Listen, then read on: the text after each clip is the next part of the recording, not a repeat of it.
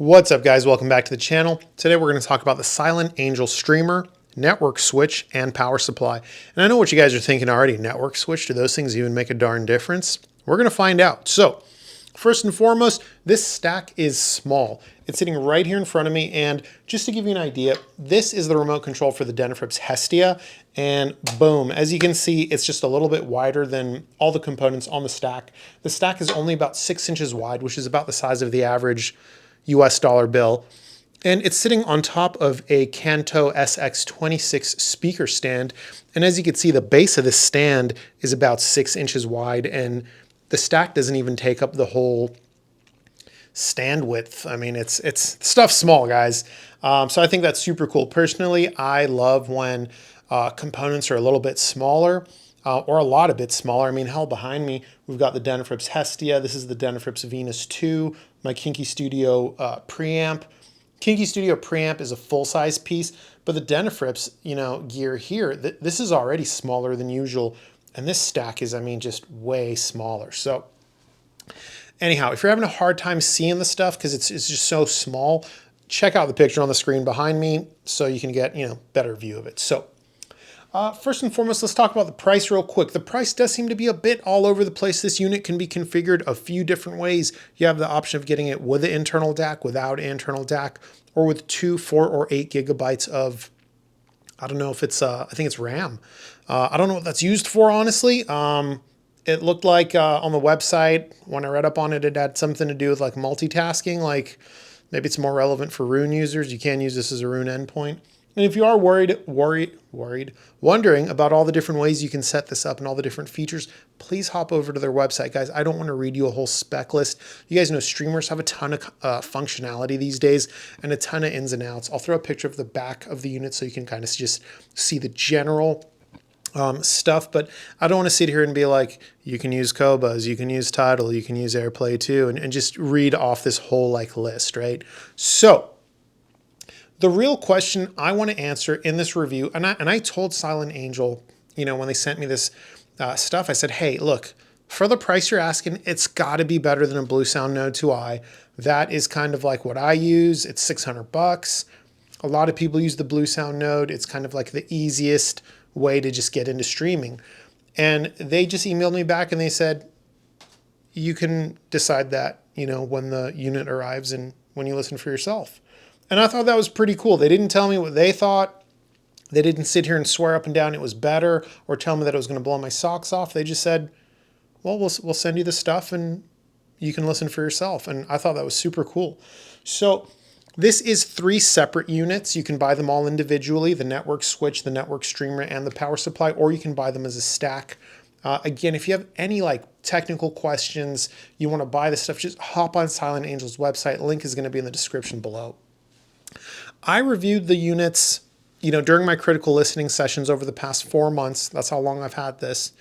For those of you that might not know, I don't just get review gear in, play a few songs, and then review it. I live with these components for months generally, and really, really get a feel for them before I hop on camera and film a review. I really want to make sure whatever assessment I give you guys is as accurate as can be. So I did the units one at a time at first. I listened to them. First, I plugged in the streamer. Now, I wanted to make sure any differences I heard had nothing to do with the internal DAC of the Silent Angel versus the internal DAC of the Bluesound Node 2i. So for most of my listening impressions, I kept my Denafrips Venus 2 in the chain. I did eventually use the internal DACs of both units. And when I did that, the differences started to become really, really small. But stay with me here. We'll get into that in just a second. Actually, let's start there. The Silent Angel streamer, compared to the Bluesound Node 2i, when using both internal DACs, they sound fairly similar. The Silent Angel is just a little bit more resolving up top. Its sense of depth is just going to be a little bit more. It's a tiny bit more holographic. These are all just nuanced differences. Bass is just a little bit stronger, right? Small differences. Then I switched to using the Denafrips Venus 2 for the rest of my impressions because I wanted to take those internal DACs out of the equation because, what if that sharpness, that little bit better detail retrieval had to do with the internal DAC, and maybe some of you guys are planning to not use the internal DAC and you just want to use it as a streamer only. So I use the Silent Angel streamer with the Venus 2 DAC and the Bluesound Node 2i streamer with the Venus 2 DAC, and the same differences remained. The Silent Angel, again, was a little bit more resolving in the top end, was a little bit sharper, a little bit more resolute, had a little bit more depth to the soundstage. It started to focus just a little bit tighter, and again, bass was a little bit stronger, but they remained nuanced differences. So I pulled out the network switch and I said, let's add that into the chain and see if these things make a difference. I'll be honest, guys, I thought this thing was kind of snake oil at first. I looked at it and I'm like, this looks like any kind of network switch you can buy from Micro Center. Those things are like $19. What's going on here? But I hopped over onto another YouTuber's channel who had covered the network switch, a YouTuber I respect and have been subscribed to his channel for a long time now. His name's Hans Beekhuyzen. If you don't know about him already, check out his channel. He does a lot of great content. He's very good at doing technical breakdowns. He'll open up units. He'll tell you what like each circuit board is and what it does. And he covered the network switch, and it's not just your average network switch, guys. It's not. It's got a lot going on to it. It's built with a purpose for audio. And I know $400 might sound expensive for a network switch, but guys, some of these audiophile network switches are $1,000 or more. This bad boy's actually a bargain, if you could believe that. Now, once I added the network switch, oh, by the way, link to Hans's channel is in the description. He reviewed the network switch and the streamer. And again, he's really good at this technical overview. So I really do want to encourage you to check out his channel if you want more of that technical overview. You want to see those internals and why these units are different than your average units and so on. So when I added the network switch into the chain, all those improvements that I told you the Silent Angel streamer had over the Bluesound Node 2i, they just went up a notch. It was still a little more resolving. It was still, you know, a little bit sharper, a little bit more focused with its imaging, a little bit stronger bass. Those things all just elevated just a little bit more. And then I started thinking like, hey, you could buy this network switch separately. I wonder if I plugged it into the Bluesound Node 2i, if it would be an upgrade for that. Lo and behold, it was. Again, this really took me by surprise. I thought, you know, I put like network switches in the same category as like audiophile, Ethernet cables and USB cables. I just thought they were like BS. I was wrong. It made a difference. When I plugged in the Ethernet switch to the Bluesound Node 2i, the Bluesound Node 2i, its improvements were a little bit different. I noticed micro details that were usually in the background were a little bit easier to hear. So there's two kinds of details in a lot of music, in my opinion. Like, well, there's more than two kinds, but for the sake of what I'm about to describe, right? There's detail that you always hear. And then there's another kind of detail, and this is what I consider micro detail, that you only hear when you're listening critically, right? You have to like listen for it or you might miss it. Using the network switch with the Bluesound Node 2i, some of those micro details that I had to like listen for were just like coming forward, and I was hearing them just when I was kicking back, relaxing and listening casually. So it seemed to improve detail retrieval at minimum. I didn't spend a ton of time with the network switch and Bluesound Node 2i combination because that wasn't really the purpose of the review. But again, I think I've said it 4 times now. I was shocked to see that the network switch was an upgrade for Silent Angel's own streamer and for the Bluesound Node 2i. So next I thought power supply. I think power supplies are one of those things a lot of people already know. Like no one really argues that they don't provide an upgrade. The only problem with, using a power supply as an upgrade, oftentimes it's fairly costly. However, the Silent Angel streamer is fairly small and doesn't need a ton of power, so the power supply upgrade isn't too expensive.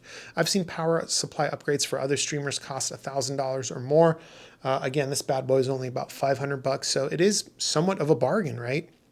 I plugged in the power supply, and one of my favorite things about using the power supply is once you add the power supply to the stack, it really cleans up your wiring. I'll throw a picture on screen of the back of the stack so you can see what I mean. Because if you're using just the streamer and the network switch, you need to plug in 2 power cables.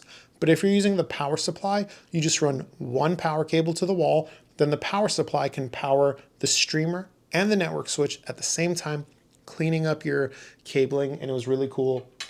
They use these small power cables, also used by made by Silent Angel. This one's a silver one, and then there's another one here that is copper, and they worked great. So Adding the power supply, what did that do? So once I added the power supply, now I'm using the whole stack, right? All those differences I told you about earlier, how they were very nuanced, they were now no longer nuanced differences. These were clear upgrades. The holographic presentation that was just like, oh, a little bit, was quite noticeable. Going back to the Node 2i started to become like a whoa difference, right? The sharpness in the treble region became quite a bit more prominent, quite a bit more resolving. It didn't become fatiguing in any way, but I would say it was just a touch brighter compared to the Bluesound Node 2i. Imaging became a lot more focused. Songs like Cherish by Madonna. Madonna never sounds like she's really locked in center. It sounds like she's kind of floating around a little bit in the middle, but kind of floating around. With the stack, she was more locked in the middle, with an added sense of depth that wasn't there before. So, almost forgot to tell you about bass. Nemo Propaganda forgets to talk about bass. What's the world coming to? With the stack, bass was notably stronger. I had to turn my subwoofer down 2 clicks. I did my listening impressions with a subwoofer for half the time, and then without a subwoofer for, the other half of the time. Bass was definitely stronger, a little bit better controlled, a little bit more fidelity and detail in the bass region, really just a little bit with the stack, but just most notably bass was just stronger, more impactful. Also, cymbals like in the top end, just they had more snap to them. The sense of attack was more immediate and things like that. So that's the stack and how it compares to the Bluesound Node 2i. Let's talk about the software real quick and then we'll wrap this up. The software for this stack is going to be the VitOS app. I believe it's software that Silent Angel makes themselves. The reason I think that is when I first got the unit, it didn't really have gapless playback. I shot him an email and I'm like, hey, there's a little bit of a delay between songs. And they're like, okay, do you have any other feedback? And I was like, yeah, when I first choose a song, it kind of takes around 5 or 6 seconds to get going. And they're like, okay, cool. We'll fix that in the next update. 2 weeks later, they sent me an email and they're like, hey, everything you complained about's fixed. I was pretty surprised here, guys. I've never had a company just update their software because little old me complained about some things. The playback now is absolutely gapless. When one song ends, the next song starts immediately without any delay. Big fan of that. I'm personally one of those people. I don't care how good a streamer is. If it doesn't have gapless playback, get that thing out of my face. I don't care. This bad boy has gapless playback, and that's whether you're using just the unit or the stack. Awesome. That 5-second delay from when you initially choose a song went down to about 1.5 to 2 seconds. Huge improvement and very serviceable, and I can definitely live with that. So I didn't have any dropouts. I didn't have any bugs. I didn't have any issues with the software at all, guys. I'll throw a video or a little clip on the screen so you can kind of see how the app navigates. But it's a lot like most streamer software or most cell phone apps for streamers.